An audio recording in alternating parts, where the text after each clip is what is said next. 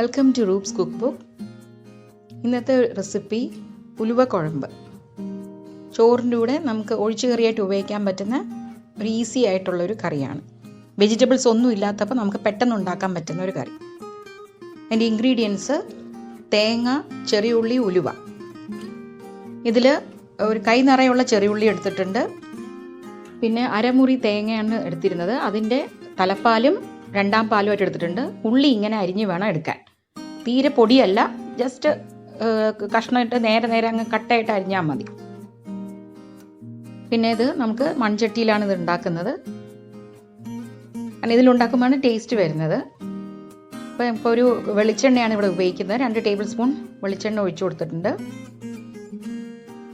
ഇതിലിപ്പോൾ ഒരു 1.5 ടീസ്പൂണോളം ടു 2 ടീസ്പൂൺ വരെ ഉലുവ ആഡ് ചെയ്യുന്നുണ്ട്. അതൊന്ന് കിടന്ന് മൂക്കണം. ഒന്ന് ചുമന്ന് ചെറുതായിട്ട് വരുമ്പോഴത്തേക്കും ചെറിയ ഉള്ളി ഇട്ട് കൊടുക്കുകയാണ് ചെയ്യുന്നത്. അതിൻ്റെ ഒരു ജസ്റ്റ് ഒരു കളർ ചേഞ്ച് മതി, ബ്രൗൺ കരിയണ്ട. അപ്പോഴത്തേക്ക് ഇനി ചെറിയ ഉള്ളി ആഡ് ചെയ്ത് കൊടുക്കാം.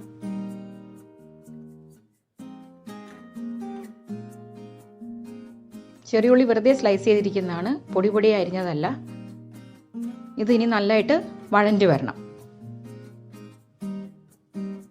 ലോ ഫ്ലെയിമിൽ കഴിയുന്നത് ചെയ്യുക, കാരണം പെട്ടെന്ന് കരിഞ്ഞു ചെറിയ ഉള്ളി. ഇനി നേരെ സ്പൈസസ് ആണ്. ഇതിലധികം സ്പൈസസ് ഇല്ല, മല്ലിപ്പൊടി, മുളക് പൊടി മാത്രമേ ഉള്ളൂ. ഇതിലിപ്പോൾ ഒരു 1.5 ടീസ്പൂണോളം മുളക് പൊടിയും 2 ടീസ്പൂൺ ടു 3 ടീസ്പൂൺ വരെ 3 ടീസ്പൂണോളം മല്ലിപ്പൊടി ഇട്ടിട്ടുണ്ട്. കാരണം മല്ലിപ്പൊടിയുടെ ഫ്ലേവർ മുമ്പേ നിൽക്കണം. ഈ 2 സ്പൈസസ് ആണ് ഇതിൽ ആഡ് ചെയ്യുന്നുള്ളൂ. അതും ആ ഉള്ളിയിലോട്ട് നല്ല വഴറ്റി കൊടുക്കുക. ആ എണ്ണയിൽ കിടന്ന് ആ മല്ലിപ്പൊടി, മുളക് പൊടിയൊക്കെ നല്ല മൂത്ത് അതിൻ്റെ ഒരു മണവും വരണം. അതുവരെ ഒന്ന് നന്നായിട്ട് സോട്ട് ചെയ്ത് കൊടുക്കുക. എണ്ണ കുറവാണെന്ന് തോന്നുന്നെങ്കിൽ ശകലം അപ്പോഴും കൂടെ ആഡ് ചെയ്യാം. കാരണം ഇല്ലെങ്കിൽ ഈ മസാലയൊക്കെ കരിഞ്ഞു പിടിക്കും. അതുകൊണ്ട് ആദ്യം ഒരുപാട് എണ്ണ ഒഴിക്കേണ്ട. രണ്ടാമത് ഉള്ളിയും ഈ മുളക് പൊടിയും മല്ലിപ്പൊടിയൊക്കെ ഇട്ടതിന് ശേഷം എണ്ണ വേണം തോന്നുകയാണെങ്കിൽ ശകലം ഒഴിച്ചു കൊടുക്കുക. നന്നായി വഴറ്റിയെടുത്തിട്ട് ഇപ്പോൾ 2 പാലും ഒഴിക്കുന്നുണ്ട്. ഇനിയിപ്പോൾ തേങ്ങ ഇല്ലാത്തവരാണെങ്കിൽ തേങ്ങ തിരികെ എടുത്ത് അങ്ങനെ കിട്ടാത്ത സ്ഥലത്തുള്ളവരാണെങ്കിലും നമുക്ക് കോക്കനട്ട് മിൽക്ക് പൗഡർ കിട്ടുന്ന ഒരു സാഷേ ഉപയോഗിക്കാം. പക്ഷെ അത് നേരത്തെ എങ്കിൽ വെറും വെള്ളം ഒഴിച്ചു കൊടുത്ത് ഉള്ളി വേവിച്ചാൽ മതി. അവസാനം ഒരു സാഷേ അത് കുറുക്കി ചേർക്കാവുന്നതാണ്. ഇതിപ്പോൾ പാല് തിളച്ച് വരുന്നുണ്ട്. അതിൽ കിടന്ന് ഉള്ളി നല്ലതായിട്ട് വേവണം. അതിനിടയ്ക്ക് ഇനി ഒരു നാരങ്ങ വലുപ്പത്തിലുള്ള പുളി പിഴിഞ്ഞ് വെച്ചിട്ടുണ്ട്.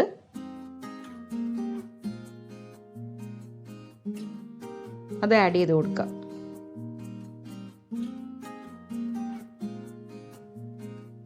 ഈ പുളി വെള്ളവും കൂടെ കിടന്ന് ഒന്ന് തിളയ്ക്കണം.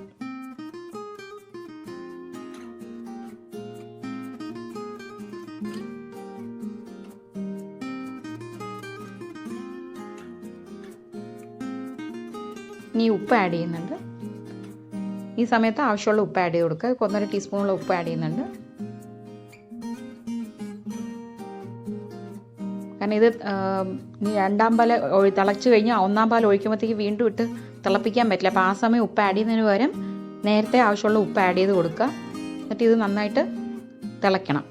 പുളി വെള്ളവും ഉള്ളിയും എല്ലാം കൂടെ ആയിട്ട് നല്ല തിളയ്ക്കുക.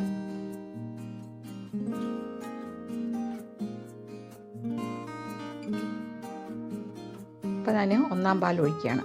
അതിൽ ഫ്ലെയിം കുറച്ച് വെച്ചിട്ട് ആണ് 1-ാം പാൽ ഒഴിക്കുക. അതിന് ഒരുപാട് തിളയ്ക്കാൻ വിട്ടു കൊടുക്കണ്ട, അത് പിരിഞ്ഞ് ഇതാവും. അത് കാരണം ഇളം ചൂടിൽ, പക്ഷേ ഇത് വെള്ളം തിളയ്ക്കണം. കാരണം നമ്മൾ പച്ചവെള്ളം ഒഴിച്ചാണല്ലോ തേങ്ങ പിഴിഞ്ഞെടുക്കുന്നത്. അത് കാരണം ഒന്ന് ചൂടായി വന്നാൽ പോരാ, ഒന്ന് ചെറിയ രീതിയിൽ തിള വരണം.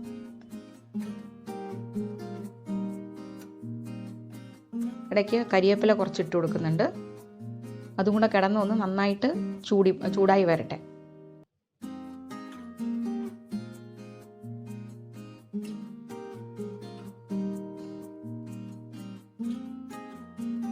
ശകലം മീഡിയം ഫ്ലെയിമിലാക്കി കൊടുക്കാം. അവിടെ ഇവിടെ ഇങ്ങനെ തിളയ്ക്കുന്നത് പോലെ വരുന്നുണ്ട്. ആ സമയത്ത് നമ്മളൊരു 1/2 ടീസ്പൂണോളം ഒരു ഉലുവപ്പൊടി ഇടുന്നുണ്ട്. ഇതിനകത്ത് വറുത്ത് പൊടിച്ച് വെച്ച ഉലുവയാണ്. അങ്ങനെ ഉലുവ കുഴമ്പാകുമ്പോൾ ഉലുവയുടെ ആ ഫ്ലേവർ നിൽക്കാൻ വേണ്ടി അവസാനം ഈ വറുത്ത ഉലുവപ്പൊടി ചേർക്കണം.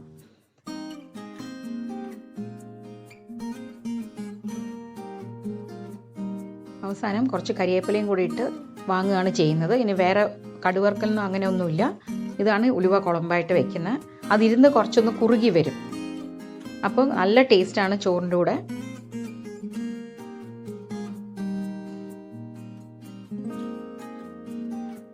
ഉലുവ കുഴമ്പ് റെഡി. ഒരു ടിപ്പ് നിങ്ങളുമായിട്ട് ഷെയർ ചെയ്യാമെന്ന് വിചാരിക്കുകയാണ്. നമ്മൾ ബ്രെഡ് വാങ്ങുമ്പം ബ്രെഡ് ഉപയോഗിച്ച് കഴിയുമ്പോൾ കുറച്ച് സ്ലൈസസ് ഒക്കെ ആയിട്ട് ബ്രെഡ് ബാക്കി വരുമല്ലോ. അപ്പം അത് നമുക്ക് കേട് കൂടാതെ കുറച്ച് ദിവസം വയ്ക്കാൻ പറ്റുന്നത്. അതിൽ കെട്ടുന്ന ആ ഒരു പ്ലാസ്റ്റിക് ടാഗ് ഉണ്ടല്ലോ, അത് യൂസ് ചെയ്യണമെന്നില്ല. ഇതിങ്ങനെ കുറേ ചുറ്റിച്ചെടുക്കുക. കുറേ ഭാഗം ഇങ്ങനെ ചുറ്റിച്ചിട്ട് അതിൻ്റെ അകവശം ഇങ്ങനെ പുറത്തേക്ക് ആക്കി ആ ബ്രെഡിൻ്റെ അടിയിലേക്ക് കൊണ്ടുപോയിട്ട് കംപ്ലീറ്റ് ആയിട്ട് അങ്ങ് കവർ ക്ലോസ് ചെയ്ത് വെക്കുക. പ്രാണികളൊന്നും കയറില്ല, കേടാവാതെ ഇരിക്കും, മോയിസ്റ്റ് ആയിട്ടും ഇരിക്കും ബ്രെഡ്. ഇങ്ങനെ ഒന്ന് ചെയ്ത് നോക്കൂ. Thank you for watching.